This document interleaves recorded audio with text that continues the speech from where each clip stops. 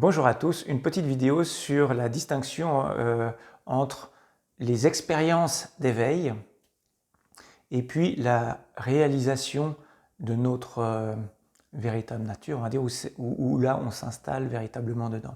Il y a une grande différence et on peut facilement tomber dans un petit piège de l'ego, on va dire, où en fait on peut vivre, avant la réalisation, on peut vivre tout un tas d'expériences d'éveil qui peuvent être plus ou moins fortes jusqu'à très fortes.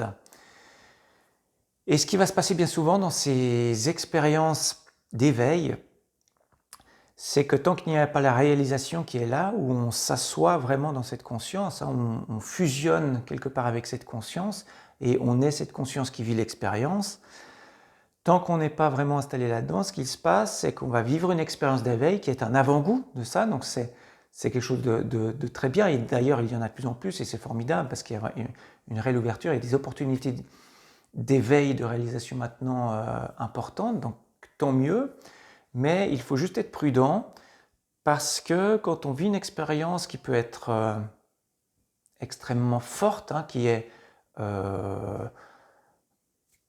formidable par exemple, ce qui se passe, c'est que comme on n'est pas encore installé dans cette conscience, c'est l'ego qui, après l'expérience, va s'approprier l'expérience.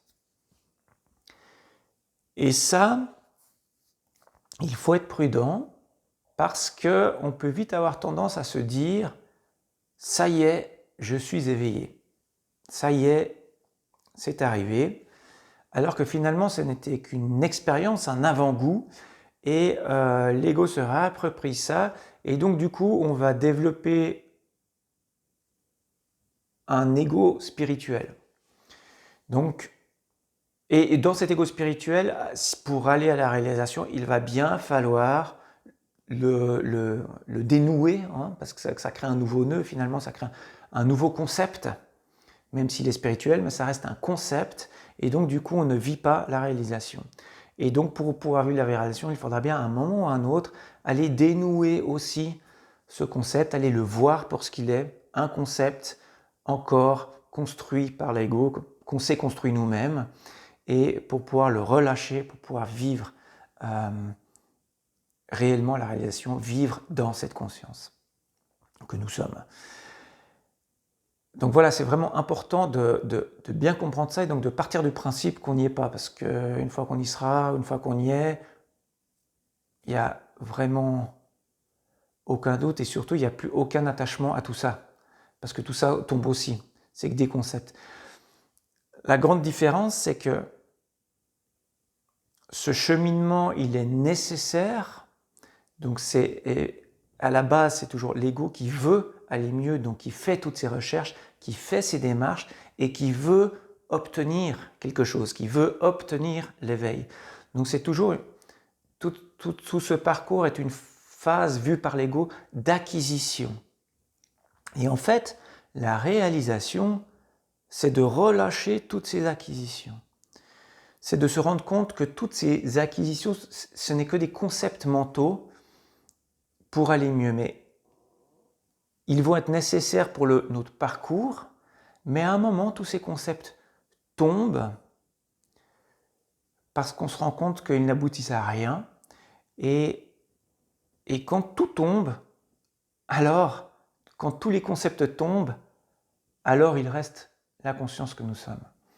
Donc le meilleur moyen pour vraiment pouvoir vivre ça, c'est d'observer, c'est de s'auto-observer, observer notre fonctionnement intérieur, notre mental, notre émotion nos émotions qui se mettent en place, qui viennent de l'interprétation mentale qu'on fait d'un événement. Et c'est vraiment d'observer ça depuis cette conscience. Alors, moi j'utilise énormément la méditation qui m'a permis de créer ce détachement et qui me permet d'observer tout ça. Et c'est depuis ce point de vue-là, quand on a ce détachement qui se passe, on peut réellement voir le fonctionnement de notre mental, de nos conditionnements et donc de notre ego en fait.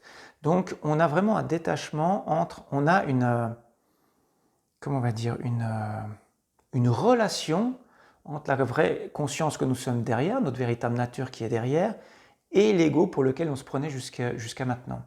Donc on a vraiment cette relation qui se met en place, et en fait durant tout ce travail, on va très souvent faire beaucoup d'allers-retours. Parce que l'ego, il est là, il va se rattacher à toutes les expériences qu'on va vivre. On peut en vivre des dizaines d'expériences d'éveil. On dit ça y est, c'est fait. Et puis on se rend compte qu'après, la vie va nous amener tout un tas d'expériences où on vit des expériences difficiles.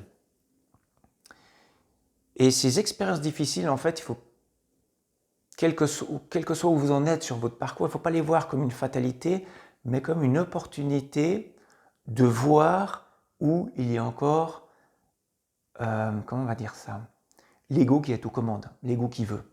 Parce que c'est ça qui génère toute la souffrance. Donc c'est une opportunité de voir ça. Et le principal, c'est donc de faire ce travail pour pouvoir observer tout ça, parce que depuis cette conscience, il n'y a plus grand chose à faire, c'est vrai, quand les sages disent il n'y a rien à faire, relâche tout, c'est vrai, mais tant qu'on est encore identifié à cet ego qui lui veut faire, eh bien quelque part ce n'est pas possible. Donc il faut vraiment arriver à trouver ce détachement et à partir de observer notre fonctionnement intérieur, et le simple fait de nous observer intérieurement, observer donc notre mental, nos pensées, comment ça se passe, comment elles arrivent, comment elles se génèrent, comment dès qu'on me dit quelque chose, tiens ça me touche encore, ça me blesse, comment je suis en train encore de juger les autres dès qu'ils disent quelque chose, enfin tout ça, observer tout l'émotionnel qui se met en place, parce que le simple fait d'observer tout ça va nous permettre de créer aussi cette distance. Donc il y a la méditation et l'auto-observation tranquille, donc l'auto-observation de soi, si on la fait très régulièrement, va aussi permettre cette espèce de détachement et cette mise en relation entre la conscience que nous sommes derrière ce bruit mental, derrière cette identification qu'on a à l'ego de base, et donc qui va créer ce détachement. Ensuite, il peut y avoir une très longue phase, ou pas, pour certains ça peut aller très vite, il n'y a pas de règle, il n'y a pas de règle. Moi je sais que ça a pris longtemps à faire énormément d'allers-retours. J'ai eu des expériences il y a plus de 15 ans, très fortes, et où je me suis dit, je parle de ça parce que je l'ai vécu, je me suis dit ça y est, c'est fait. Et en fait, quelque part après, on va dire, j'ai vécu quasiment une des périodes les plus compliquées de ma vie, parce que ça allait chercher très très loin dans tout ce qui est ego encore. Et à force de faire ce travail, il y a cette observation qui s'est mise en place avec la méditation, et donc de plus en plus ces nœuds se sont dénoués, et en fait les plus gros, on va dire les plus gros nœuds, les plus forts, les plus puissants, elles viennent souvent à la fin. Donc c'est normal d'avoir des difficultés sur notre chemin, en tout cas ça a été mon cas. Mais ça nous permet d'aller vraiment partout où il y a encore de l'ego qui veut être aux commandes, et pour pouvoir l'observer, le relâcher. Et on se rend compte à travers tout ce travail qu'on vit des choses qu'on n'aurait pas pu vivre avant. Moi, très clairement, il y a des choses que j'ai vécues ces dernières années que 10 ans avant, j'aurais très clairement pas pu les vivre. J'aurais trouvé ça bien trop injuste, bien trop insupportable, en fait, tout simplement insupportable, parce que pour l'ego, c'est insupportable. Mais dans ce travail de relâchement, en fait, il y a qu'est-ce qui change vraiment, c'est pas les phénomènes de la vie, on va toujours vivre les phénomènes de la vie, parce que nous sommes la vie, on est là pour vivre les expériences, on va les vivre, mais c'est vraiment notre accroche mentale, notre accroche égotique à tous ces phénomènes qui génèrent la souffrance. Et quand on lâche ça, cet ego, il ne va pas disparaître, c'est pas ça, il y a toujours... quand on m'appelle Vincent, je vais toujours répondre, je suis toujours là, mais c'est vraiment qu'on agit depuis cette conscience et plus depuis l'ego. Et l'ego est vraiment au service, c'est vraiment une mise au service de ça, une espèce de fusion dans cette conscience derrière. Et en fait, il n'y a plus d'attachement au phénomène. Un phénomène se passe, il est fini. On est toujours vraiment dans l'instant, même pas dans l'instant, j'aime pas dire l'instant, parce qu'instant, ça génère une temporalité quelque part. Il y a l'instant, et puis il y a l'instant d'avant, il y a l'instant d'après. En fait, ça, il faudrait laisser tomber. C'est vraiment maintenant, il se passe quelque chose maintenant, on l'accepte. Je vais vous donner un petit exemple. Par exemple, l'autre jour, j'allais au travail et une voiture arrivait, elle ne m'a pas vu, elle a grillé le stop et elle a failli m'emboutir. Et comme j'étais sur un deux roues, c'est sûr que c'est moi qui aurais souffert. Et ce qui s'est passé sur le moment, j'ai vu la voiture, donc il y a tout le corps, le système nerveux qui a fait ce qu'il fallait pour éviter, donc c'est-à-dire freiner, tourner, enfin éviter la voiture, mais il y avait le calme intérieur qui était toujours présent. Et dès que donc la voiture m'a pas touché, on a pu s'éviter, et bien c'était fini. Il n'y a pas eu du tout le mental qui s'est mis en marche derrière pour dire « Oh là là, j'aurais pu mourir, j'aurais pu me blesser. Oh là là, mais le machin, je vais aller l'engueuler. » Il n'y a rien eu de tout ça. La personne s'est excusée, je lui ai fait OK de la main, et puis j'ai continué mon chemin, et c'était fini. Aucune émotion. Et ça, en fait, c'est pour distinguer, quand on s'installe dans cette conscience comme ça, c'est ça qui va se passer. Donc vous voyez toute la souffrance qu'on enlève, hein, parce que tous les phénomènes de la vie sont vus comme ça. En fait, ils sont vécus. On fait ce qu'il faut sur le moment, et c'est fini, on passe à autre chose. On reste dans le maintenant tout le temps. Et donc une fois que ce mouvement est fini, et ben c'est terminé, ça n'existe plus. Il n'y a plus tout l'émotionnel qui va se mettre en marche derrière. Il n'y a plus tout le mental qui va générer l'émotionnel qui va se mettre en marche derrière. Donc en fait, c'est calme tout le temps. Même si extérieurement, ça peut être très agité. Donc comprenez bien cette distinction, parce que c'est vraiment important, et c'est à ça que vous allez arriver en faisant cette observation tranquille. Donc en fait, on peut dire, comment je pourrais exprimer ça? Même ça, c'était juste une expérience. C'était pas désagréable. Il y avait, vous voyez, c'est tout l'aspect mental qu'on va mettre dessus derrière qui transforme ça en une expérience horrible. Même si j'avais été shooté, j'ai eu un autre accident, je me suis cassé la cheville, ça a été pareil. Je suis tombé, j'ai senti le crack, et intérieurement, je suis resté très calme. Je me suis dit, ah, il s'est passé quelque chose. J'ai fait tout ce qu'il faut pour me soigner au mieux, mais de nouveau, il n'y a pas eu tout cet émotionnel. Et il n'y a pas eu tout ce mental qui se met, oh, je peux plus faire mes activités, je peux plus aller travailler, Non, c'est comme ça et c'est tout. Et en fait,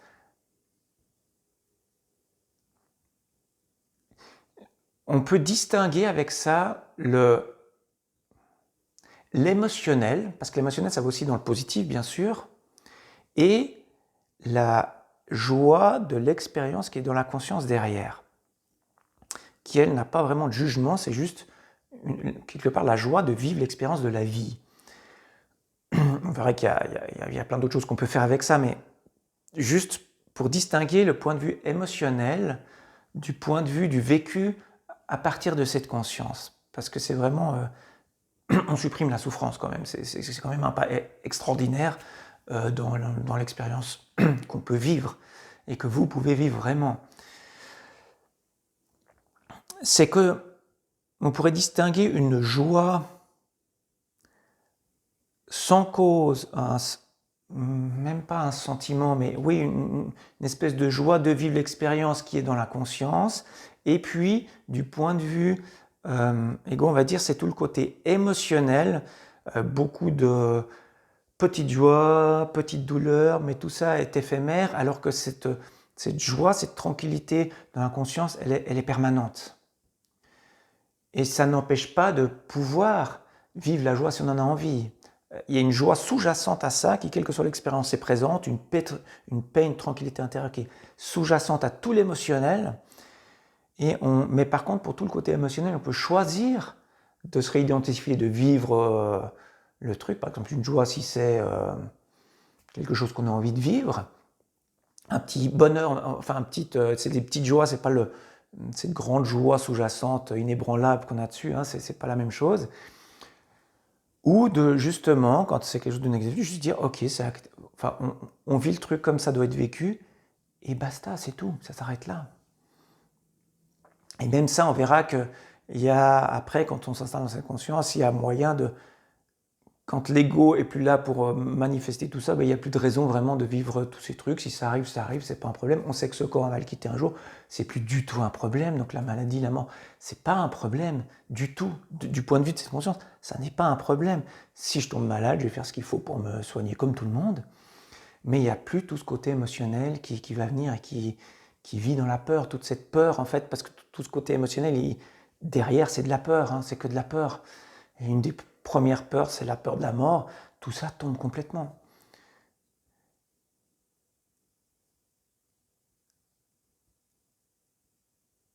Donc on peut réellement vivre dans une espèce de tranquillité, de joie intense et inébranlable derrière, malgré tout ce qui se passe dans la vie, malgré toutes les expériences qu'on vit. Et c'est vraiment notre interprétation de ces événements qui génère notre état intérieur, notre état de bien-être, notre état de mal-être, notre émotionnel. Donc la clé pour sortir de ça, c'est vraiment d'observer tout ça tranquillement et de laisser tomber, et pour arriver à la réalisation, de laisser tomber l'objectif qu'il faut arriver quelque part. Parce qu'en fait, cet état-là, il est toujours là. On est ça, ça a toujours été là, ça sera toujours là, on est ça. Il n'y a rien à faire. Il faut plutôt ne plus faire tout ce côté, hein, toutes ces accroches du mental, toutes ces appropriations du mental. Il faut laisser tomber tout ça pour juste se rendre compte qu'on est déjà ça. C'est déjà là. Vous l'êtes déjà en fait. Simplement, il y a tout cet aspect mental qui se met par-dessus, qui rajoute une couche par-dessus, qui fait que vous pensez ne pas y être, mais je pense que je ne sais pas, même si vous avez l'impression d'en être persuadé, c'est juste un concept. C'est juste un concept mental encore. Vous y êtes déjà. Et il suffit de le voir. Il suffit de le voir clairement, une fois, mais pour arriver à ça, l'auto-observation de soi-même, nos propres mécanismes intérieurs, nos propres réactions qui vont générer tout l'émotionnel, c'est une des clés très importantes. Enfin, en tout cas, moi, c'est ce qui m'a aidé à dénouer tout ça, à les voir encore. Parce qu'on croit que c'est bon, qu'on a fait le boulot, et non, ça revient. Et c'est de plus en plus fin, c'est de plus en plus profond, c'est de plus en plus inconscient. Donc en fait, quelque part, tout ce travail, c'est d'aller de plus en plus dans l'inconscient, dans le subconscient, pour voir tous nos automatismes, parce que tout ça, ce sont des automatismes. Donc aller découvrir son propre fonctionnement de plus en plus en profondeur, pour pouvoir dénouer tous ces fonctionnements automatiques, toutes ces réactions automatiques, ces réactions qui sont des réactions à la peur, des réactions aux peur de la mort, peur de manquer, toutes les peurs qu'on puisse avoir, aller les voir simplement pour ce qu'elles sont, des concepts, des croyances. Et si on les voit clairement, une fois qu'on la voit clairement, il suffit de juste la lâcher. Depuis là, on la lâche et ça lâche. Il n'y a pas de travail à faire. Juste le voir clairement et ça lâche. Voilà, donc pratiquer cette observation tranquille, vous verrez que ça porte des fruits, que ça peut aller vite, qu'il peut y avoir des gros déblocages qui se passent très rapidement, il peut y avoir tout d'un coup une expérience. Et quand vous vivez une expérience, aussi forte soit-elle, continuez. Continuez à observer, continuez à regarder s'il y a encore un petit peu d'ego qui est là, qui veut encore gratter quelque chose, qui veut encore s'approprier quelque chose, qui veut encore dire « ça y est, j'ai réussi, ça y est, j'ai vécu une super expérience ». Continuez à observer tout ça. Et puis, voilà, pour ceux qui sont intéressés, ben, abonnez-vous, je vais continuer à faire, je pense, un peu plus de vidéos maintenant, j'ai un peu plus de temps. Et puis, je suis en train de créer un nouveau site aussi, je vais mettre le lien dessous et je propose pour ceux qui le souhaitent des petites entrevues individuelles si vous avez envie de parler. Vous pouvez aussi, soit dans les commentaires aussi, soit via mon site, me dire si vous souhaitez une vidéo sur un sujet particulier, si ça bloque quelque part. Parce que les blocages, c'est souvent les mêmes. Alors si je reçois plusieurs messages sur un blocage en particulier, je peux très bien faire une petite vidéo comme ça. Et puis en espérant que ça puisse vous aider à approfondir votre propre découverte et puis à vivre pleinement cette magnifique expérience et à poursuivre votre cheminement et à trouver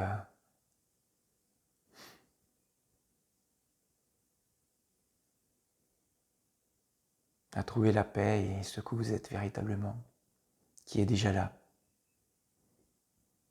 Je vous souhaite une bonne journée et à bientôt.